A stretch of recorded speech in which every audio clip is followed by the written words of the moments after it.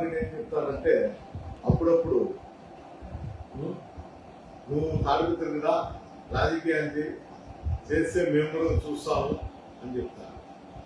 అయ్యా నేను తాడిపత్రికి వచ్చాక ఎప్పుడు సంతృప్తంగా కూడా నువ్వు నన్ను చూసి భయపడి ప్రజలు పోలీసును ఆశ్రయిస్తాను.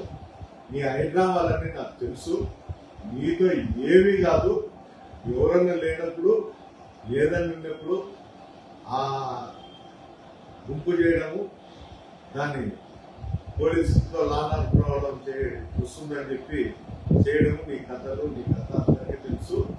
తాడిపత్రిలో 50 సంవత్సరాలు ఉండే ప్రతి ఒక్కరికి నీ చరిత్ర తెలుసు. నువ్వు ఆలోచన చేయాల్సిన అవసరం లేదు. నీ హైదరాబాద్తోనే ఇంతవరకు సాగింది. నేను ఖచ్చితంగా తాడిపత్రికి అయితే వస్తా. ఖచ్చితంగా ఈ రోజు కాకపోతే రేపు కాకపోతే ఉన్నాను. నువ్వేం కలవగలాల్సిన అవసరం లేదు, దాంట్లో ఇబ్బంది పడాల్సిన అవసరం లేదు.